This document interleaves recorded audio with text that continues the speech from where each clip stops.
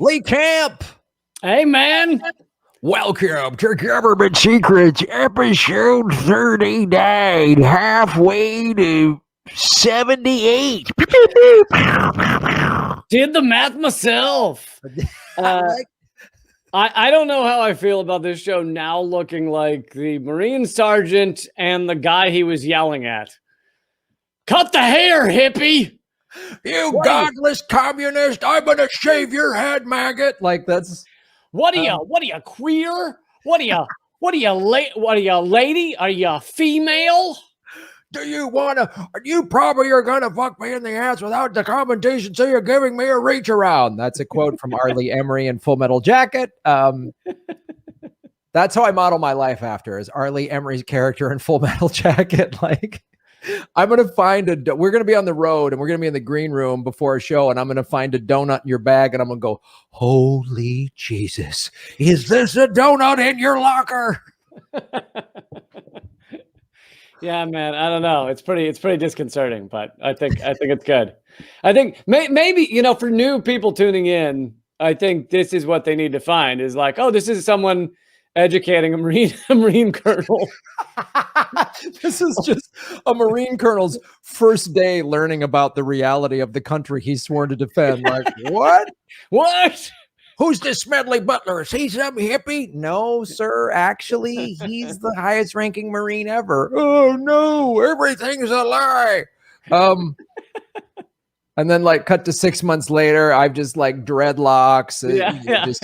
Henna tattoos, like just totally checked out because everything's a lie to the Marine Corps. Got the Mike Tyson face tattoo. Yeah.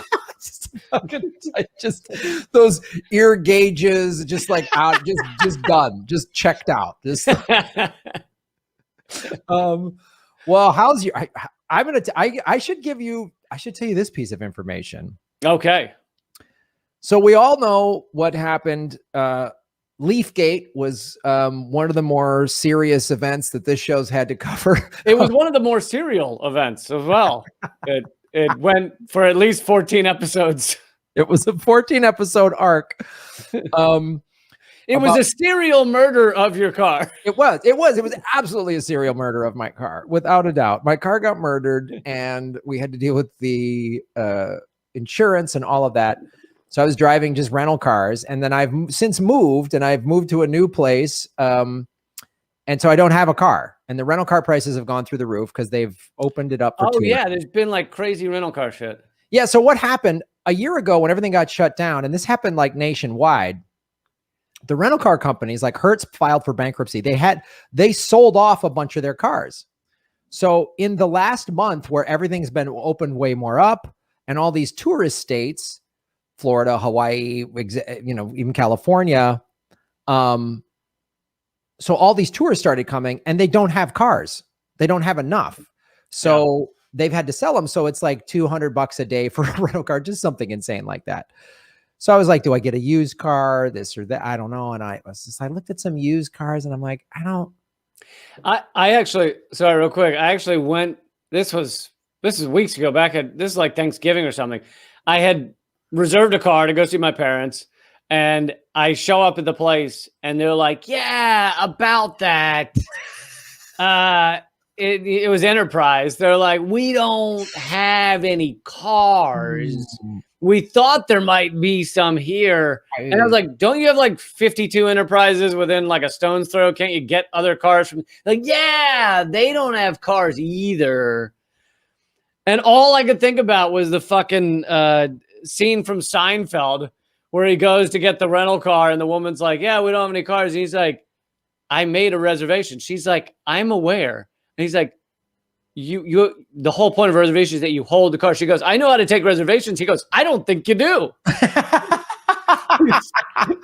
He's like, anyone can take reservations. The key is holding the reservation. Oh, that's the step I always miss. Oh, I'm just supposed to hold it. And I was like, wow, I never thought I'd be living this in real life. But yeah. So that's where we're at. But I am set to test drive a Chevy Bolt all electric. Oh no, I'm terrified. And it's a 2020, and they're cutting the prices on them because the 21s are rolling in. So it's an all-electric 240-mile range, and if all goes well, Lee, I will be owning my 3rd electric vehicle. And are you going to again park it on the median of a highway? I think that was a poor choice. I think the wrong way on an off-ramp is a fine place to park. I don't know why everyone's making a big deal about it. So yeah, there's a monster truck rally training ground near me, so I'll probably just park it there overnight. Well, leave it there. There was actually a bunch of cars already parked there, so I just left it at the end of that line, and I could go fine. And I didn't realize the guy was going to drive over it with these tires. I didn't. Shit. So yeah, let's hope I don't do that again. Yeah, well, we all got our fingers crossed for your new car. So episode 40, with this episode, today's episode 39, episode 40 could be the first episode with a new electric car. I don't want to get ahead of myself. If the next car gets destroyed, I'm limiting you to 5 episodes about it.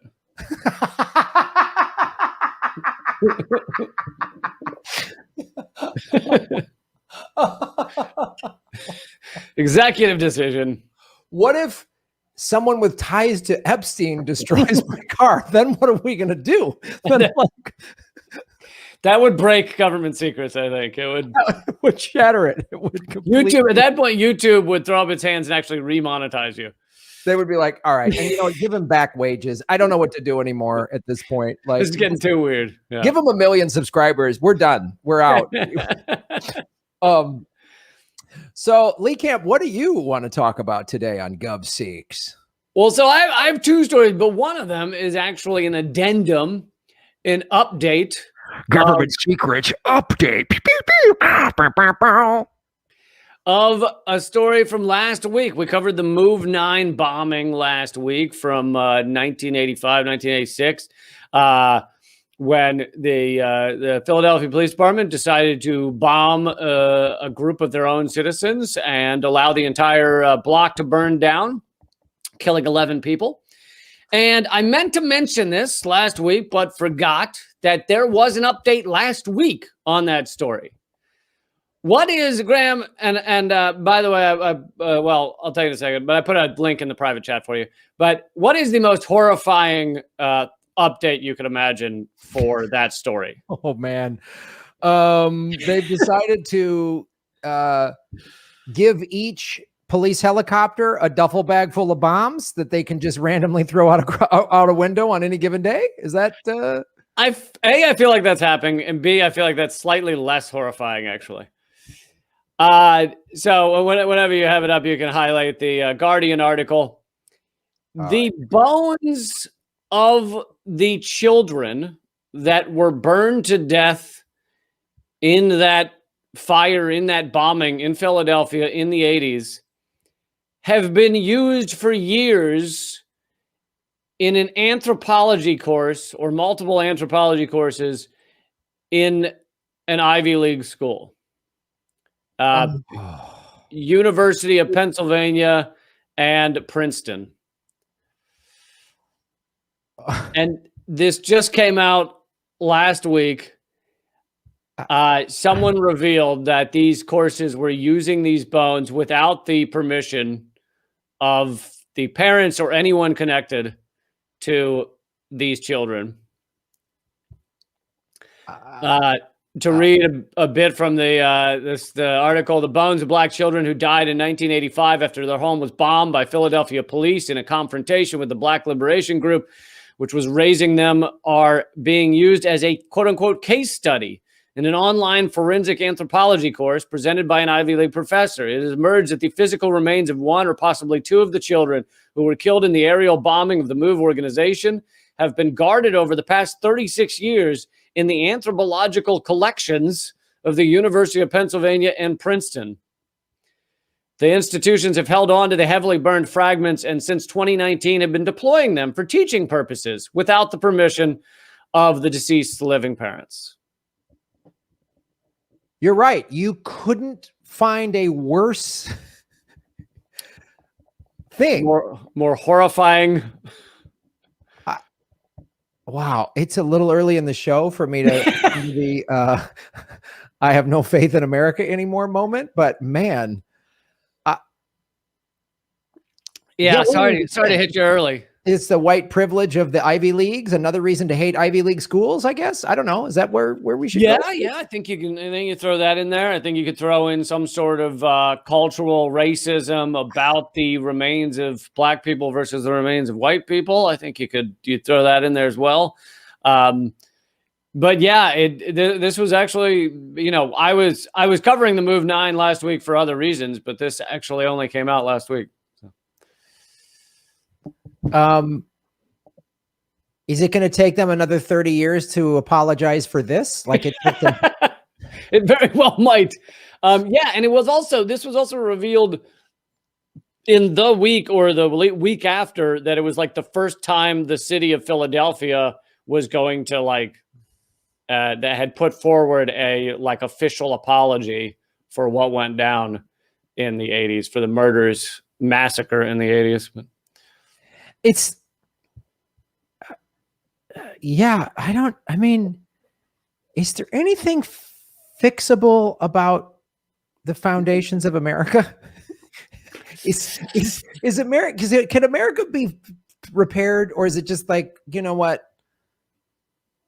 Maybe we're done. Like, it's just like, I don't know, because this obviously was just like, oh, who cares about the remains of activists who were killed by the police that they didn't have to acknowledge or apologize for 30 years. And then we'll give them to the two wealthy Ivy League universities in that state. I mean, Watkins Princeton is in New Jersey, but Penn is obviously in Pennsylvania, where Philly is. So, well, and Philly's like a stone's throw from Jersey. Yeah. Right.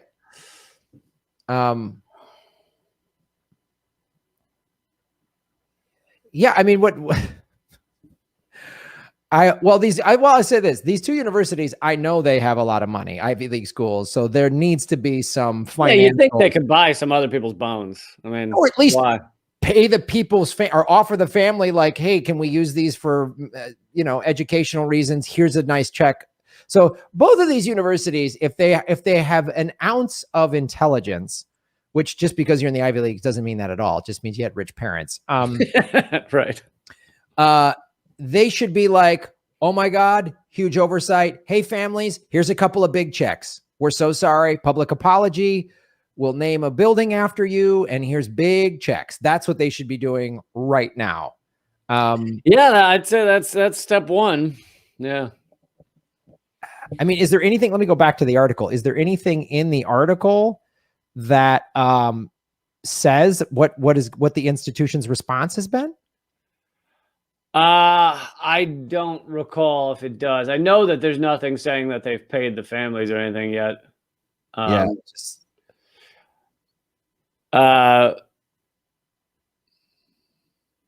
Yeah. It just says the disclosure first reported by local news outlet Billy Penn. Last year, the city apologized formally to what happened, but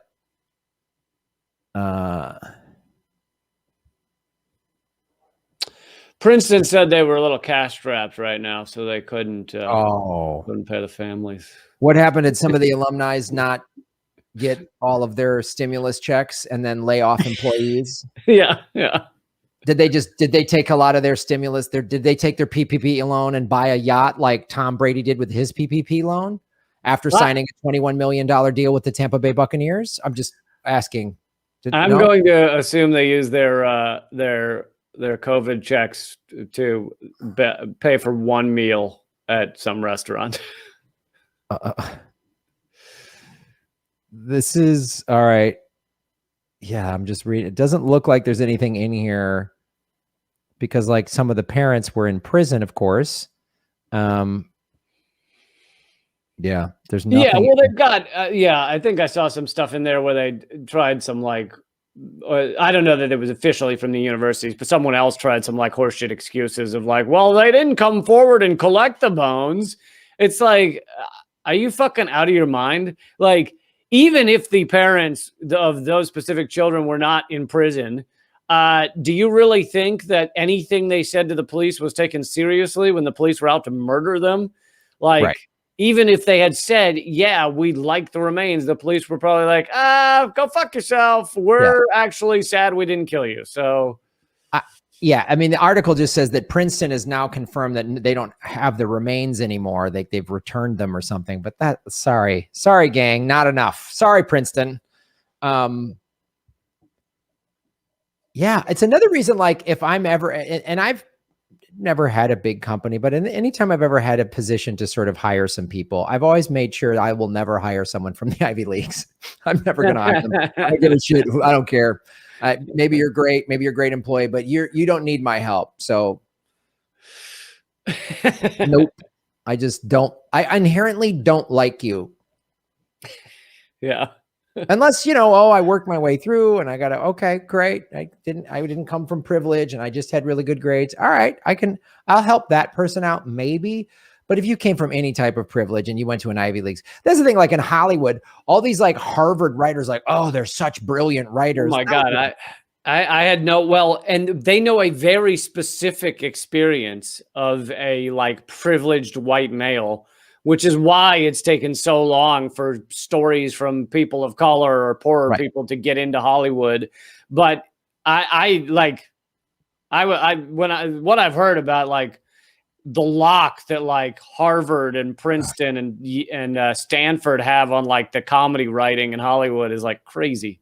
Well, there's this dumb, it's the same way Americans are like, oh, wow, British accent sounds smart. Like, you don't know if a British person is smart or not. Like, Hollywood does the same thing. Like, oh, they're from the Ivy Leagues. Their comedy is so smart. And I would see some of these comedians perform that were from the Ivy League. I'm like, they got nothing. They got no fastball because they've never been kicked in the teeth and then had to find comedy in it. Like, what's their joke? And they're not going to call out the ruling elites because that's their fucking parents. Right. So what do they got to say? Oh, they know how to make snarky with fancy words. All right, great. Yeah. That's awesome. I know I could kick your ass because you're just a punk. If you went to, I'd like to beat you up. Like, this is where, like, I think bullying's okay. If you just go to like an Ivy League kid and just shove him down and go, hey, Silver Spoon, why don't you get the fuck out of here? Like, that's when it's okay. If you bully an Ivy League kid from privilege, it's bully totally exception. Yeah. It's totally cool. Don't do it to children. Don't do anybody else. But it's some Harvard. Unless it's one of those brilliant, like 12-year-olds who got into Harvard, then you can beat up that kid. Yeah. That kid, I don't fault that kid. That kid was just born a genius. And he's working on the cure for cancer, but you're pushing him down a flight of stairs like, cure cancer now, bitch. Hey, nerd. Maybe we need that. No, I don't have a problem with the wonder kids, the wunderkind, the genius kid who just can't, is moved. I just, the rich kid who, if they didn't have rich parents, would be going to state college. Like, let's be honest. Oh, yeah. Well, I would, that's what I loved about the college admissions scandal was like, yeah, of course, those, like, what those parents did is wrong, but also the way that's considered legitimate is really no different. It is these parents buying a wing of the school or something. I mean, it is like exactly the same shit. It's just they didn't pretend to be a polo player. Like, and I was like, how is like mainstream America parsing these two? Like the guy, the person that pretended he was a polo player, that's fucked up. But this person who just bought the school swimming pool for them and then they got in, that's totally legit. Yeah, I know. It's just like, that's the one mistake they made. It's just like, that's why they got busted. Everybody went, we have this very clear cut way to buy your kids with their B- average into the school. Just name a library after them and just give us, we don't understand why you went through this back door. We have a legit way for you to buy your way into our schools. Yeah. It's like, you don't have to run a scam. Just give us, $500,000 and put it into our fund for the grant for the rich kid asshole fund or whatever. And then your dumb privileged kid can come on our school rather than lying about them being a polo player. And then they find out they're kicked out of school when they're on a yacht. Like, why do you got to go through all that? Just buy the school a yacht. I think I think, wasn't it Dr. Dre's daughter? Like, he took a photo and Instagrammed it of his daughter getting into school, and it was right around the same time as the scandal. And he or she, I think he wrote, so proud of my daughter getting into Stanford or whatever school she's going to. And he said, no bribes necessary or something, like, ha, college admission scandal. And then everyone jumped in and pointed out that, like, he and his, partner, Jimmy Iovine or whatever, had bought like a wing of the school or something. Like, it was like, what do you mean no bribes necessary? Yeah. You bought a wing of the school. Even if you hadn't bought a wing of the school, you're Dr. Dre's daughter. Yeah, you're Dr. Dre's daughter. And that wing of the school, like, how many other kids that couldn't afford college could have gone to college with that amount of money? Like, let's do it on the real then. Right. You're a billionaire now. You're not from the hood or the streets anymore. You're a billionaire who bought his daughter a library so she could go to whatever fancy school. Like, yeah. Oh, all right. well. So we got two more stories. What do you want to do first? Well, I don't know. I think I have the craziest title. So I don't know if that goes next or we save that. What do you think? Like, all right, let's go crazy title. All right, crazy title. All right, ladies and gentlemen, I did. This is the Mad Libs, right? You asked your friend for a noun, and then you put CIA operation before it. Literally, if I'm going to put this in my, we've now renamed the Political Vigilante Game Show, by the way, to Anything Can Happen. We've renamed it to. Did you really? Yes, we did. The last episode, we said, let's just call it Anything Can Happen. So now I'm going to make this a question on a later episode of Anything Can Happen, because no one will think this is a real title. Nobody. I'll say this is a CIA operation, and I'll list what the operation was, and I'll say, was it A, this, B, that, C, this, and they'll be like, okay, that one's a fake one. Yeah. Give them like 4 choices of names. Yeah. Right. Or give the name of this one and say, this is a project that, and give some fake what the projects were that sound crazy and real, like the CIA. Either way. Yeah. So, all right, ladies. So I literally typed in CIA operation. And did you just type in what you were eating at that moment? I was hungry. I came off of a bike ride and I was like, God, I really like artichoke dip. So, you think I'm joking? And what came up? CIA Project Artichoke. And this is now we've expanded CIA roulette to just put in fruits and vegetables and foods, what's Operation Frittata? Like, what's next? So CIA Operation Peanut Butter and Mustard Sandwich. It's just like, I don't want to know what Project Hot Dog is. I don't want to know. No, you don't. But Clinton spent a long time on that one. So again, I go to Wikipedia, not because I think Wikipedia is the most trusted name in news. I go there because if Wikipedia, which is used for disinformation all the time, if they can report on the basics of this, and then A, why isn't the corporate media talking about this? And B, it's probably 10 times worse than what's in Wikipedia. Right. So, but it was preceded by Project Bluebird. Artichoke officially arose on August 20th, 1951. Oh, one of the first operations. It was operated by the CIA's Office of Scientific Intelligence. Oxymoron. Yeah. The primary goal of Project Artichoke was to determine whether a person could be involuntarily made to perform an act of attempted assassination. What does artichokes have to do with that, Lee? Could you explain that? Well, the first assassination was done with an artichoke. The guy shoved an artichoke in the other guy's eye. You just lie someone to go, yeah, eat the whole heart of it. Don't cut out the thistles. And that's how they... you just eat it all at once. You're supposed to swallow it at once. He just told him, and that was the end of it. Yeah. Just grab the bottom of it and eat it like an apple. And that's... So again, great. The CIA wants to get inside someone's brain and manipulate it into killing another human being. That's not sinister or evil at all. That's not crazy. That's just good old-fashioned American democracy. You start to realize James Bond villains were like taking it easy. Like, oh, they were like goddamn Girl Scouts compared to what the CIA did. They were just like selling Thin Mints. One of them was throwing a hat that could cut people. Like it's pretty tame compared to what the CIA was involved in. One guy had a gun made out of gold. I mean, is that bad? You know, he's not murdering people with a succulent. The project also studied hypnosis, forced morphine addiction. Man, the CIA gets better and better. They've made people become morphine addicts. So I wonder who this was done on, by the way. Oh man. Well, so I should give a little backstory here to the audience. So morphine was the #1 pain medication used in the battlefield, primarily in World War II. So when a lot of returning soldiers came back from the World War II, they were morphine addicts, which is one of the reasons that the heroin epidemic blew up in the 50s, because a lot of returning soldiers needed to keep that morphine. There's a Broadway play that's called Hat Full of Rain that kind of talks about that a little bit. It also, in the 50s, Jack Kerouac, and then the bebop jazz generation of Miles Davis, and then a lot of them got Bird Parker, Coltrane, they got hooked on heroin. But a lot of the heroin was, again, the addiction was predicated on returning vets coming home with a morphine addiction.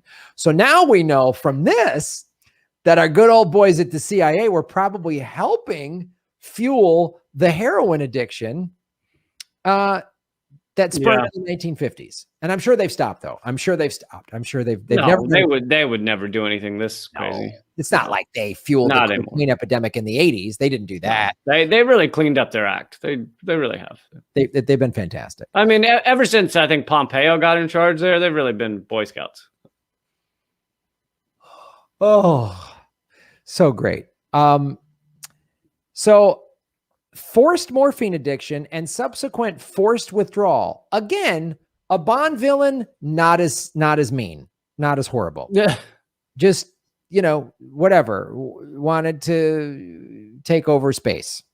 And the use of other chemicals, including LSD. Yeah, the CIA helped with LSD. That could be a separate episode on its own, to produce amnesia and other vulnerable states in subjects. Artichoke was the mind control program that gathered information together with the intelligence divisions of the Army, Navy, Air Force, and FBI. In addition, the scope of the project was outlined in a memo dated January 52 that asked, can we get control of an individual to the point where he will do our bidding against his will and even against fundamental laws of nature, such as self-preservation? Yeah, we saw how that turned out, with the Unabomber, etc. Yeah, that was good. Yeah, I wonder how many people like the Unabomber or these mass shooters are like CIA, lab rats that just went off the rails that they couldn't control, or they're deliberately putting them out into America. Yeah, for those of those of you listening who, I think we've mentioned it on an earlier episode, but we've never really gotten into it. But the Unabomber was used in the MK Ultra program when he was in college, and he was in college early, so he was like 15 or 16 or something, and it really fucked him up, and really made him not work well with others. So the CIA created the Unabomber. Yeah. I mean, they definitely, his mental struggles definitely took a hard turn at that point in his life. Wow. Again, gotta love America. Project Artichoke was the CIA's secret code name for carrying out an in-house and overseas experiments using LSD, hypnosis, and total isolation as forms of psychological harassment for special interrogations on human subjects. At first, agents used cocaine, marijuana, heroin, peyote, and mescaline, but they increasingly saw LSD as the most promising drug. Gee, I wonder why there was this LSD. Gee, it's weird. This is totally unrelatable. But, the early hippies were like radicals who were activists who really wanted to change the system. Many of them communists and socialists, and really wanted to change and stop the war machine. And then the hippie movement got co-opted by LSD and free love.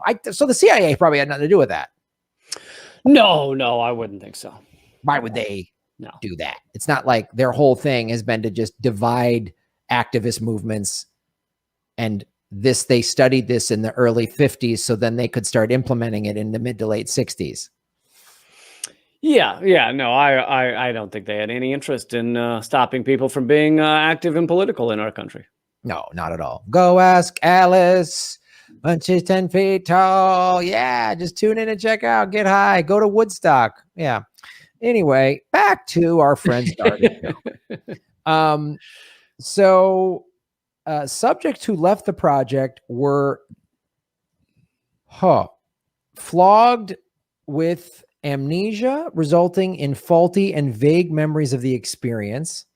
In 1952, LSD was increasingly given to unknowing CIA agents to determine the drug's effects on unsuspecting people. One record states that an agent was kept on LSD for 77 days. Jesus Christ. Well, and this also gets to, again, should probably be another episode. What was his name? The scientist that the CIA gave LSD to unwittingly. Was his name Olson or something? I'll look it up. But and he ended up mysteriously dying out a hotel window in New York. And the CIA has always insisted that he had just been dosed with LSD or was having flashbacks or something and happened to jump out of his hotel window. But it seems very likely that he was thrown out the window. Because he was, after being dosed with LSD unwittingly, he had a lot of qualms about the germ warfare that he was helping them create in the CIA labs. And that's probably where you see that narrative that, LSD makes you want to jump out of windows. The CIA helped push that narrative to cover up the fact that they killed one of their own who was questioning their evil tactics. Frank Olson. Yeah, Frank Olson. Oh boy. In 1952, LSD was increasingly given by unknowing agents to determine the drug's effects on unsuspecting people. One record states, I read that. Project Artichoke researched the potential of dengue fever and other diseases. A declassified Artichoke memo. This is the other thing that people need to know when they watch this show.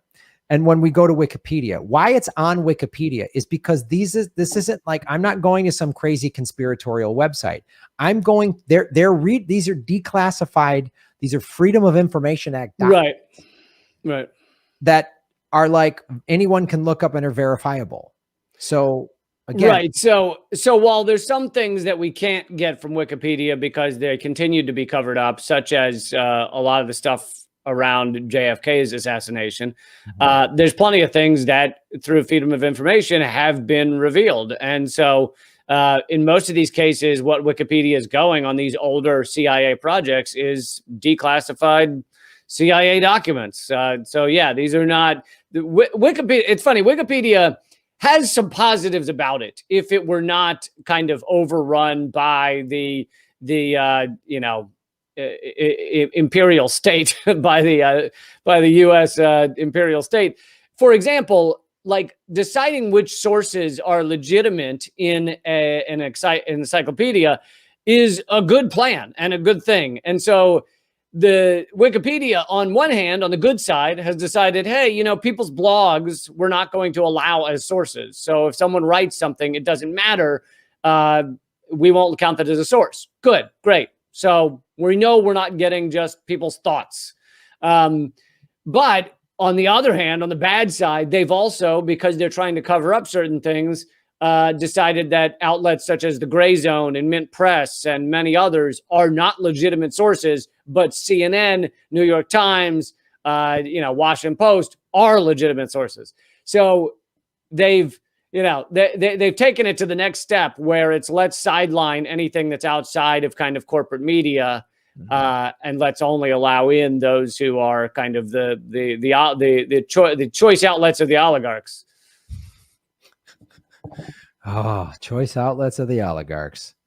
So let me just a declassified Artichoke memo read, not all viruses have to be lethal. The objective includes those that act short-term and long-term incapacitating agents. The CIA disputed which department would take over the operation. Finally, it was decided that an agent from the CIA research staff, former U.S. Army Brigadier General Paul F. Gaynor, would oversee it. The CIA sought to establish control over what it perceived as the weaker and less intelligent segments of society, or for potential agents, defectors, refugees, POWs, and others. A CIA report states that if hypnosis succeeded, assassins could be created to assassinate a prominent politician or, if necessary, an American official. Their own documents said we could use this to kill an American official. However, I believe they're wrong, but I believe you could really fuck someone up by dosing them with shit, especially if they're already in a kind of tenuous mental state like Kaczynski was. Sure. I don't know that you could then. I mean, the amount of fucking.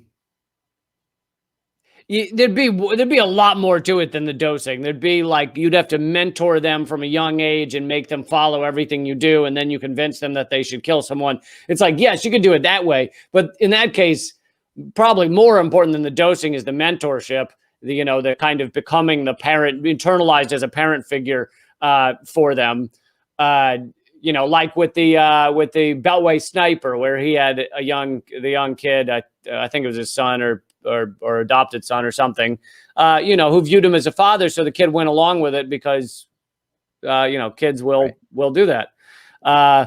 So I think you could do it with that, but I don't know that you take someone who's completely not, willing or even thinks it's a good idea at all to murder these officials, and then you dose them a bunch with LSD and you just say, hey, kill that guy. And they go, all right. Well, I don't think it was that quick. They just took this tab and went, hey, that guy, wax him. I mean, I think what they're talking about too, and they're again in their own documents, what we just read is the first part of it is the selection of the person that is susceptible to this. Yeah. And I think if you look at let's look at the January 6th Capitol event. So we know that the head of the Proud Boys was an FBI informant. The head of the Oath Keepers was an FBI informant. And people within that movement they're finding people susceptible to let's do it. And you just get one or two people to get the herd moving, and that'll happen. It's like QAnon is clearly a psyop, right? And they're preying on people who are susceptible to this, who have abandoned critical thinking skills or whatever, because they've done studies that people that are really into conspiracies will just believe once they start getting they'll believe any conspiracy they're told. I know it drives me nuts when you see fans of our stuff who are like, well, I started questioning things and that's why I like your show. But then you won't entertain the flat earth. I don't understand.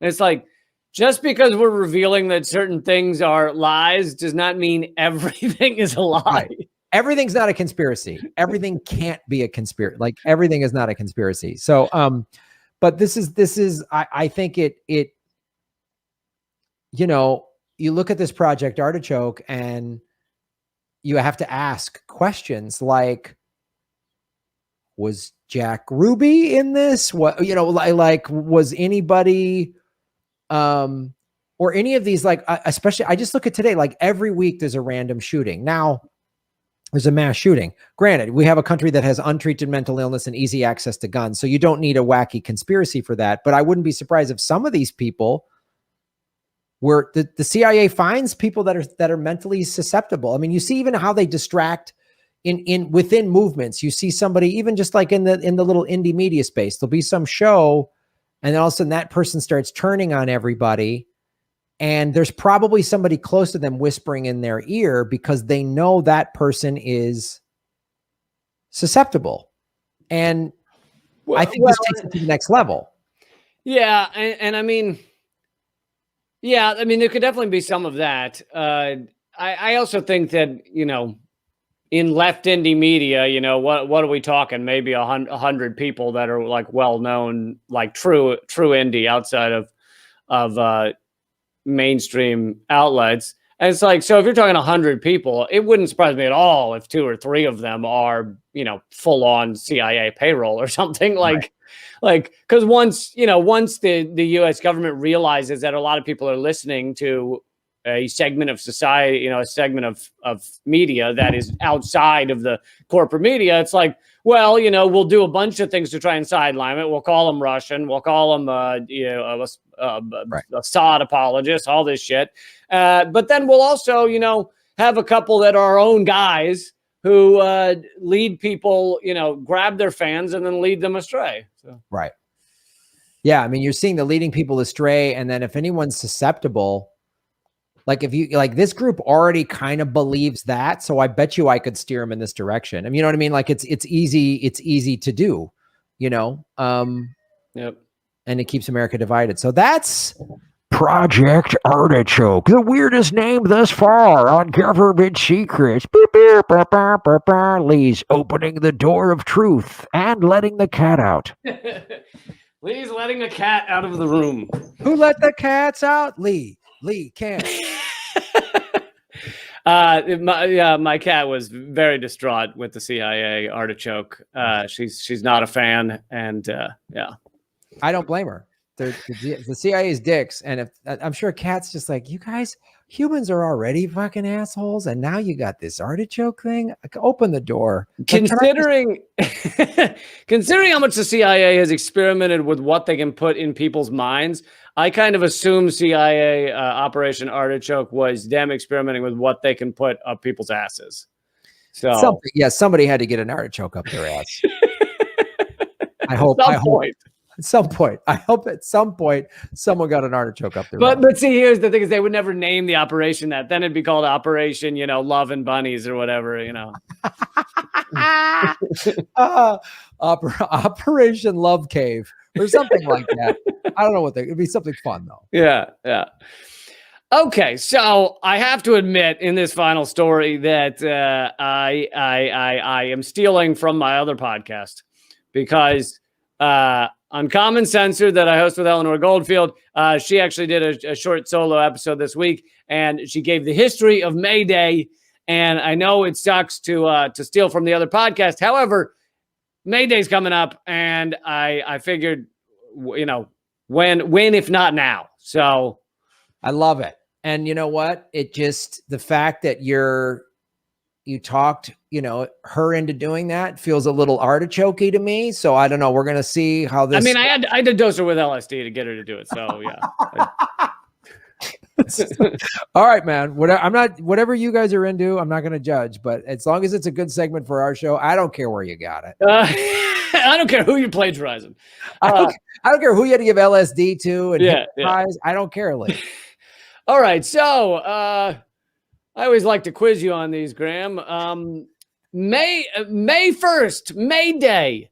Officially, what do you think it is in America? What is May 1st, as in the official U.S. holiday? It's the day where there's some weird May basket thing that probably dates back to some sort of pilgrim killing Native Americans or something that we turned into a fun thing for kids. Well, you're close about turning it into something it's not. So May Day officially is Law Day, the day when we celebrate the law.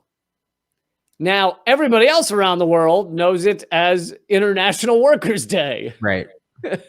But in the United States, because God forbid we have, you know, and instead we've turned Labor Day in the United States, which is later in the year, we've turned that into, you know, just a day where there's like red, white, and blue advertisements for like cushions at a store or something.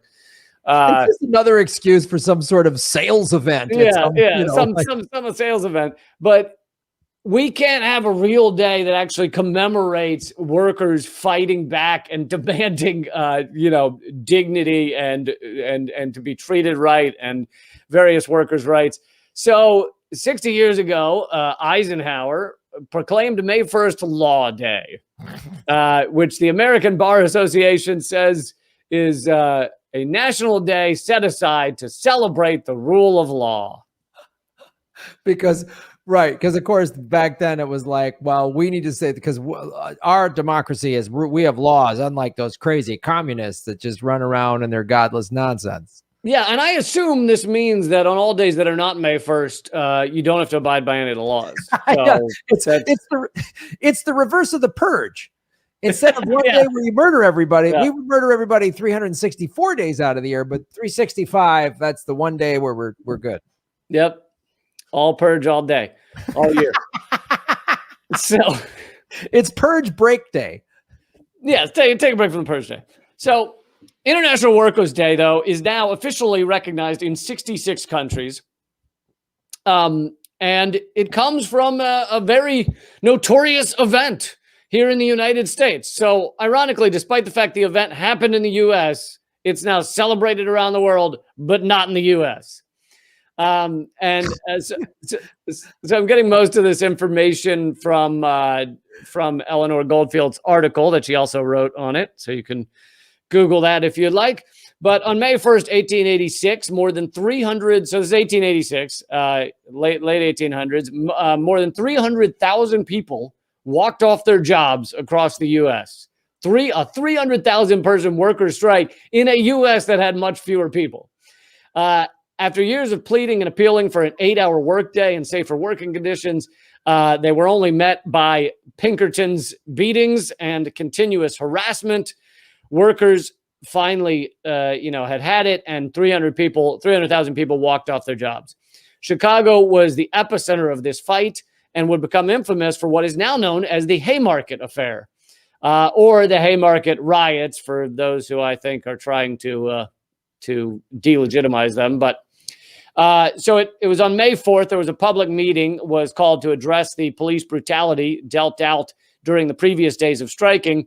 By this point, nearly 100,000 workers in Chicago had walked off their jobs. That's just in Chicago. At Haymarket Square that evening, a crowd of roughly 3,000 gathered to hear comments by anarchist organizers and workers. And I think I should pause here and just say, a lot of people, and even me for a long time, you just hear the word anarchist and you think it means that they just want everything on fire or that they want to run naked down the streets.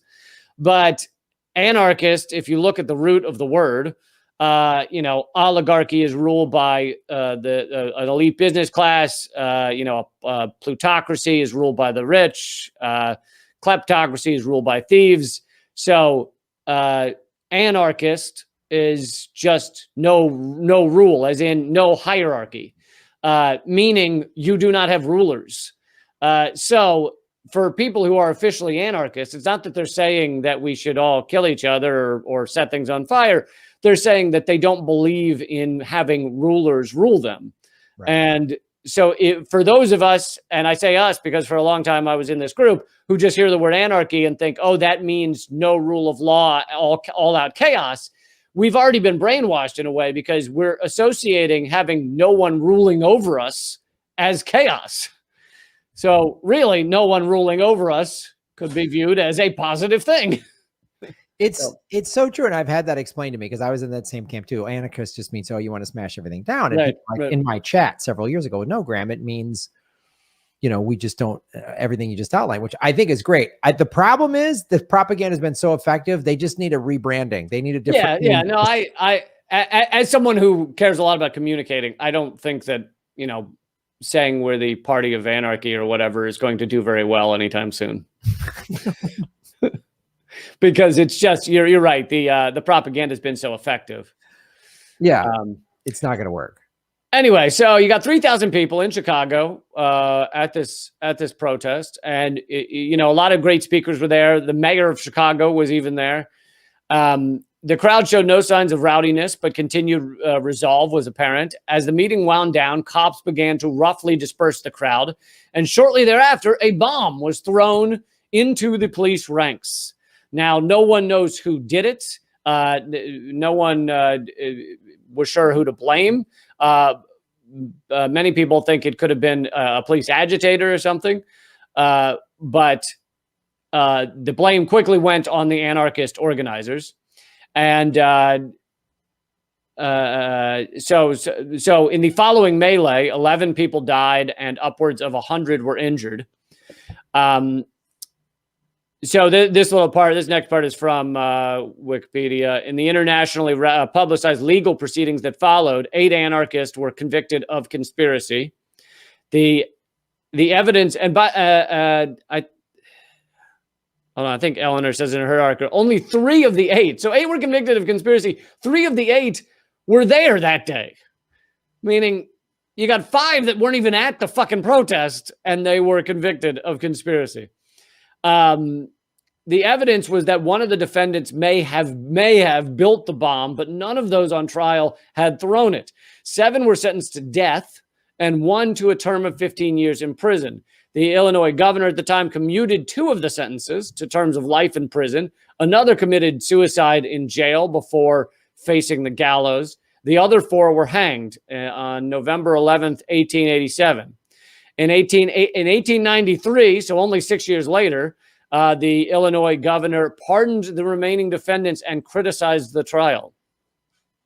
As Eleanor Goldfield says, the goal was, as we've seen with other trials, you and I have talked about some of them, the Chicago 7, Bobby Seale, Huey P. Newton, Leonard Peltier, Mumia Abu-Jamal. As with many other trials, it was really just to set an example about dissidents. Chelsea Manning, even Julian Assange, even those people that haven't yet had trials, the goal was just to sideline dissidents.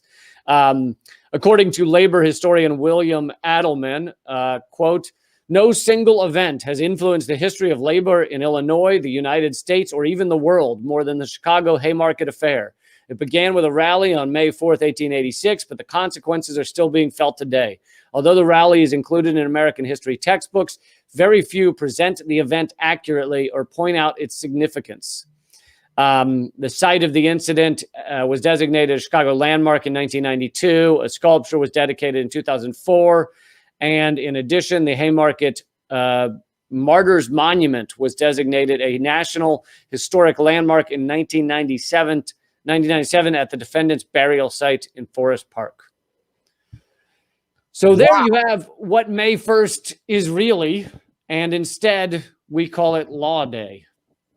Which we don't even do that anymore. Now it's May baskets. Like it has nothing to do with the worker, has nothing to do with labor. It isn't even a Remembrance Day for those people that were murdered that just wanted better wages. Yeah, it's just, boy, this is what America does. I mean, we basically, like, the lies of Thanksgiving are basically what we do with so many holidays. It's just like, that's the template of like, right, this was an awful thing that we're going to paint and make it sound so wonderful. Like, it's National Hugging Day. It actually started when we butchered puppies back in the 1870s and set them on fire. But now we just call it hugging. Everybody hug. Like, even like the, I've done this video a couple of times on Political Vigilante. The original Mother's Day actually started in the Civil War as mothers saying it was an anti-war event. We're tired of our sons dying for these ridiculous wars. Right. It came back to even more prominence during World War I. But now it's like, buy mom flowers. Graham, this would have been a good segment for next week. I don't know what the fuck you're doing, giving away content like this. All right, I'll do a longer version next time. And I'll tie it into some project with a fruit. Yeah. I'm sure the reason it got taken out, is some. I'll go into that next week. But That was a teaser for next week. Yeah. Government secrets. Next episode teaser. We fixing your holidays. We're going to make your holidays seem really awful once you learn the truth. It's time to ruin holidays on Government Secrets. Yeah. Flag Day was actually Strap-on Dildo Day originally. And maybe that's a good thing for some people. I'm not judging. Yeah, no, there you go. Yeah, some people might really enjoy that day. Hey, have a great Strap-on Dildo Day, everybody. Really, as long as it's consensual, I don't care what you do. Well, Lee, I think that's our episode, buddy. 3 solid set. We had an update and 2 segments. That was a big episode, and I can't stress this enough for anybody new to the show. Go back and listen to the old episodes because we're not going to go through it again, all right? You got to go back and get the history that we already did. Hey, I forget, is there like a Google Doc set up where we put the subjects in somewhere and we have set, because yes, there is. The little people like me fill in the topics every week. All right, because I haven't done that at all. I know you haven't, but I'm so sorry. That's all right. I thank you for doing that. I did. Yeah, if I'm not sure whether we might mention certain things, but if I'm not sure whether we did a whole segment on it, then I'd do a quick search of that doc. But something I thought is I was thinking people could email me topic ideas if they'd like. They could email leecampmail@gmail.com, MAIL, leecampmail. And if they'd like to send me topic ideas. But you can only do that if you've listened to the past episodes, so you're not all emailing me JFK assassination when we've already done it. Yeah, don't send any project or operation ones that we've already done. That's the caveat. That's the caveat. Do not waste our time.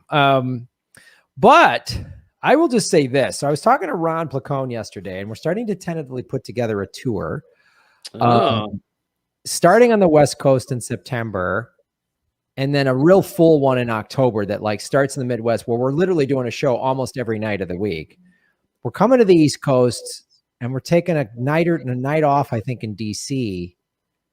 And maybe on that night off, we do a Government Secrets live. That'd be cool.